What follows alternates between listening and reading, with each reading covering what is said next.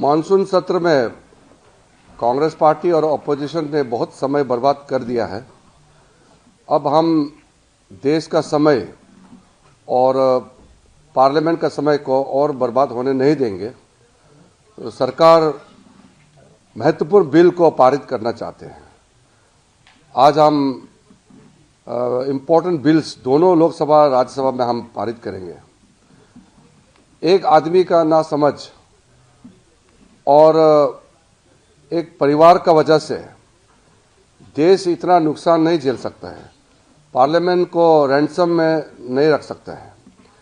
Opposition के भी कई एमपीज ने आकर के बताया कि वो मजबूर है, उनका नेता जबरदस्ती हंगामा करने देते हैं।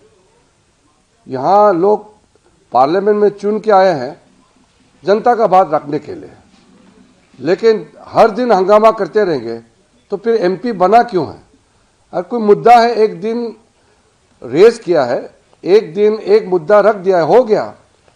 रोज रोज एक मुद्दे को लेकर के पार्लियामेंट का समय बर्बाद करना, ये हम लोग इस तरीके के जो समय बर्बाद करने के लिए, देश का समय और संसद का समय बर्बाद करने के लिए हम नहीं देंगे। इसलिए महत्वपूर्ण बिल हम पारित करेंगे। आज भी आप देखिए, इलेक्शन कमीशन में जाने के लिए समय खुद मांगा और इलेक्शन कमीशन ने ये इंडी गठबंधन को बोला कि हर पार्टी से दो दो सदस्य को भेज दो। 30 सदस्य को बुलाया, फिर जाता नहीं है। वो उनके गठबंधन में, इंडी गठबंधन में वो तय नहीं कर पाया कि वो 30 लोग कौन कौन जाएंगे। जब वो अपना नेता तय नहीं कर पाते हैं, प्रतिनिधि तय नहीं कर पाते हैं, फिर इलेक्शन कमीशन से टाइम मांगा क्यों है? अब वो खरगे जी बोल रहे हैं कि सारा ऑपोजिशन मेंबर जो वीआईपी है, तो 150 लोग क्या इलेक्शन कमीशन का चेयरमैन कमिश्नर का रूम में 150 लोग घुसेंगे क्या? ये कैसे बातें करते हैं? बोलते कि सबको जाना है। इलेक्शन कमीशन ने इतने अच्छे तरीके से 30 लोगों को बुलाया, प्रतिनिधि बात करेंगे।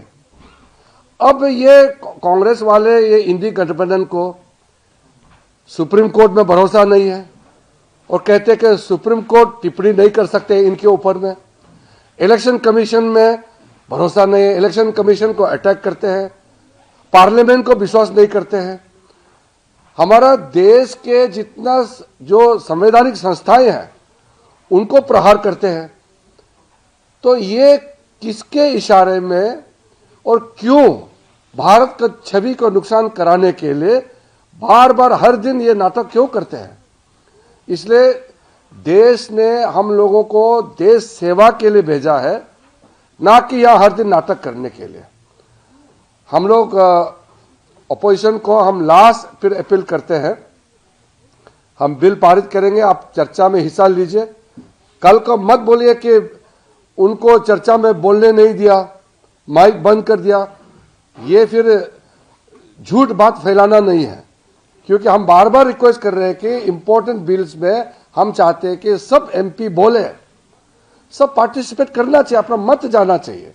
अमेंडमेंट आप डाल सकते हैं, अपना व्यू रख सकते हैं, आप डाइसेंट नोट दे सकते हैं, आप हमारा सरकार का पक्ष को आप नकार सकते हैं, आपका राइट है। लेकिन बोलना तो है ना, पार्लियामेंट में बोलने के लिए आया है। तो मैं आपके माध्यम से आज फिर अपना नाराजगी में जताना चाहता हूं कि आज यहाँ हंगामा करके इलेक्शन कमीशन में जा करके फिर वहां भी हंगामा करके अब इलेक्शन कमीशन को अटैक कर रहे हैं। बुलाया, खुद आया नहीं है, फिर इलेक्शन कमीशन को गाली देते रहते हैं दिन भर। ऐसा मत कीजिए। आप इलेक्टेड लोग हैं, चुने हुए प्रतिनिधि हैं, थोड़ा अपना रिस्पॉन्सिबिलिटी को समझिए। देश के प्रति सब जवाबदेही है हम लोग। देश ने जब हमको पार्लियामेंट मेंबर चुन के भेजा है तो फिर व्यवहार भी तो करना पड़ेगा। हम जिम्मेदार लोग हैं।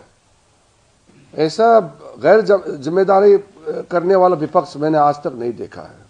मैं बहुत दुखी हूं, लेकिन फिर भी हम तो संसद का कामकाज करेंगे। हम पूरा जो इम्पोर्टेंट बिल है हम पारित करेंगे आज दोनों सदन में। क्या सर, संसद का कार्यकाल कार्यकाल समय सीमा से पहले खत्म हो सकता है। वो तो देखते हैं। अब विपक्ष तो पार्लियामेंट चलाने में उसका कोई रुचि नहीं है। उनका तो सिर्फ हेडलाइन बनाने के लिए बहुत ही नीचे स्तर का जो शब्द यूज करते हैं मैं कहना नहीं चाहता हूं।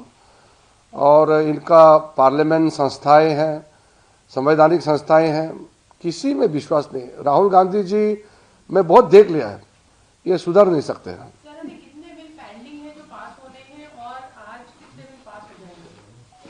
नहीं, आज तो इम्पोर्टेंट बिल्स हम इनकम टैक्स बिल्स है, स्पोर्ट्स बिल्स है, और मणिपुर का जीएसटी और डिमांड्स फॉर ग्रांट्स बिल्स है, और शिपिंग मर्चेंट शिपिंग बिल्स है।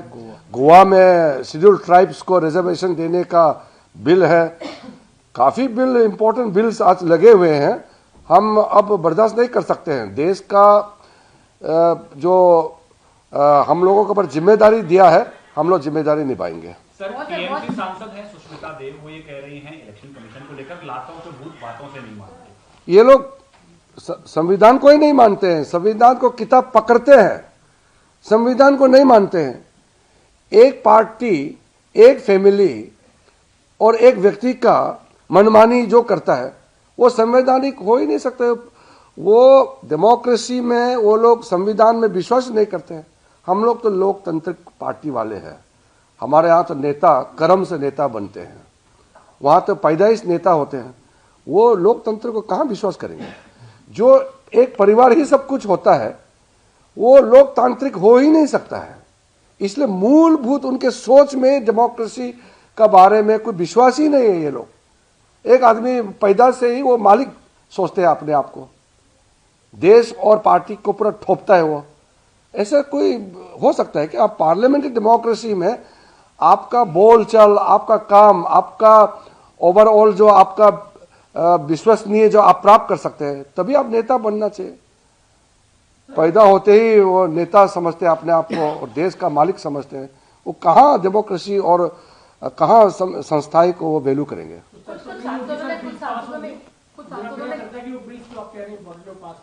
हम लोग चर्चा करेंगे, वो आए न आए हमारे लोग बोलेंगे।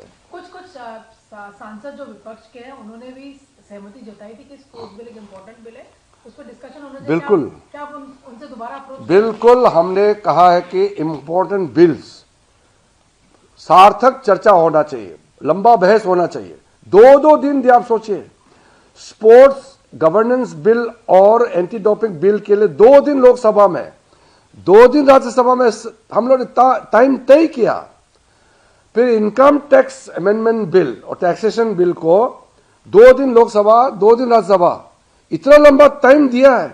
टाइम तय कर चुके हैं बीएससी में, फिर भी आकर के हंगामा करते रहते हैं।